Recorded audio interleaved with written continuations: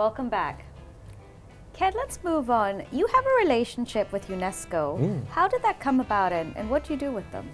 Well, in July this year, on the 7th of July, 070717, what happened is I incorporated KENNET Foundation in Mauritius.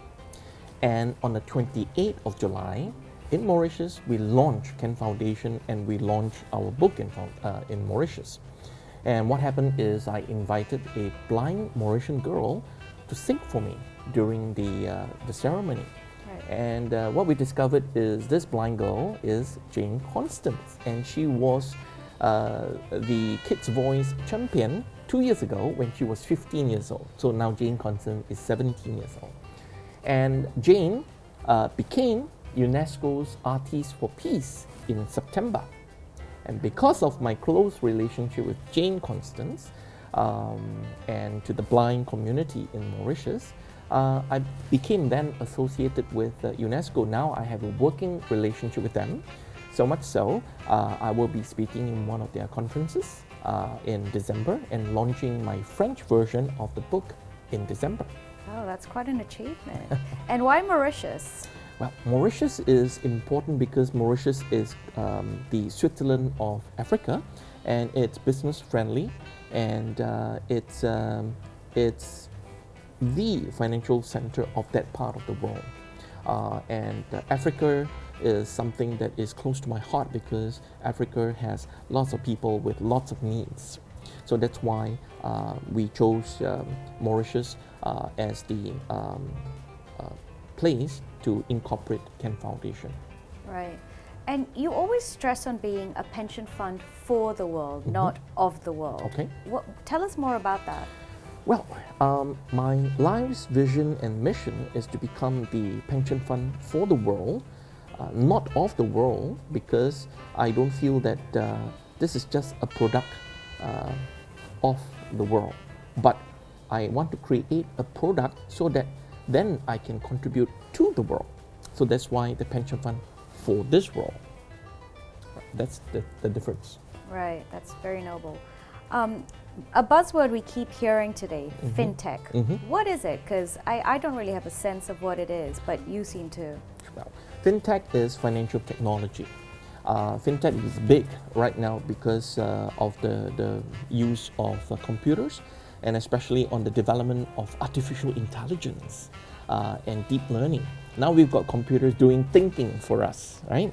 So I've got a scientist, an IT scientist on my payroll because I need computer codes to create a trading robot for the purpose of identifying trading opportunities for my traders.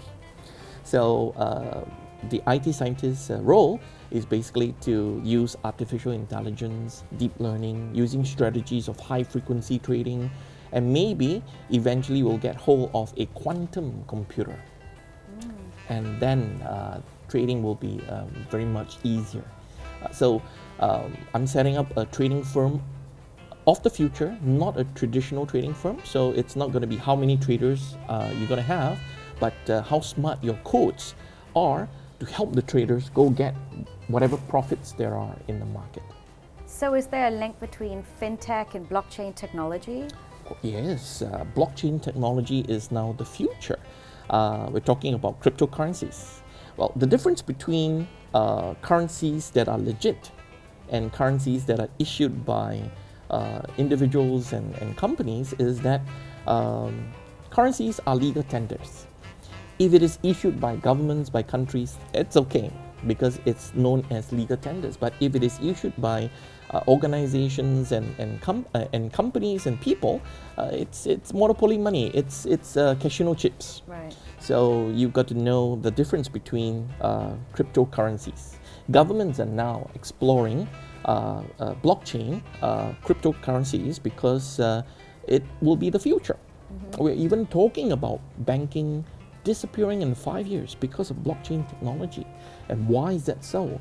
Well, what is the market talk nowadays is banks are basically trusted intermediaries. With blockchain technology, where you can block the chain of commands between two paying parties, party A paying party B. The chains are being blocked in such a way there is no way to interfere or to decrypt whatever that is being transacted. So with that kind of technology, why would we need trusted intermediaries? So banks need to reposition and think what is the future for them, because this is a technology that could wipe banking industry or disrupt banking industry.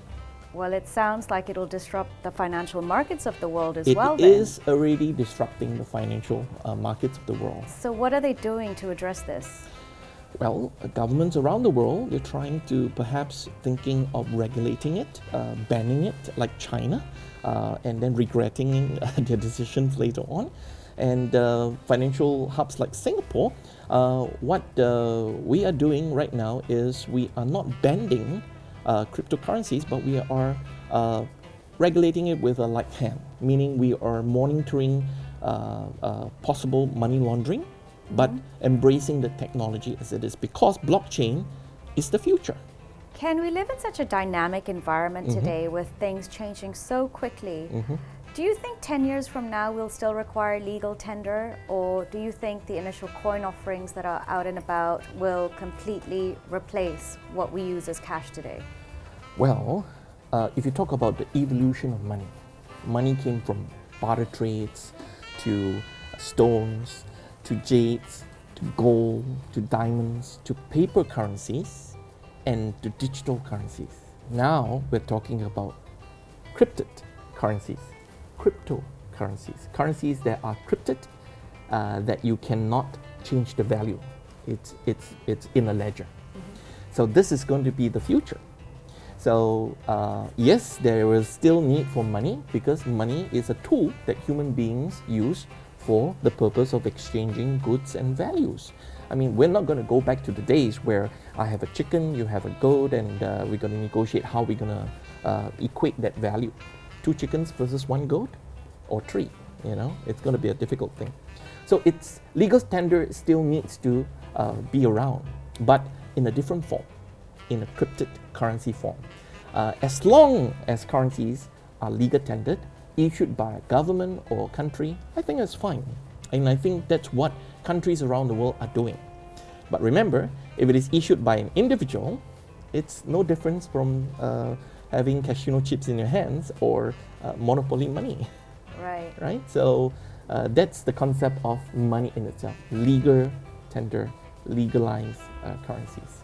And so you think governments are going to have to change regulations and be more embracing of these cryptocurrencies? Yes, I think blockchain technology, especially smart contracts, will change the world and make this world a better place, where everyone will then use the technology for advancement of humankind. Kenneth, I think we owe you a break after all this talk on technology and regulations. Okay. When we come back, we're going to get a quick glimpse into Kenneth's quick thinking abilities.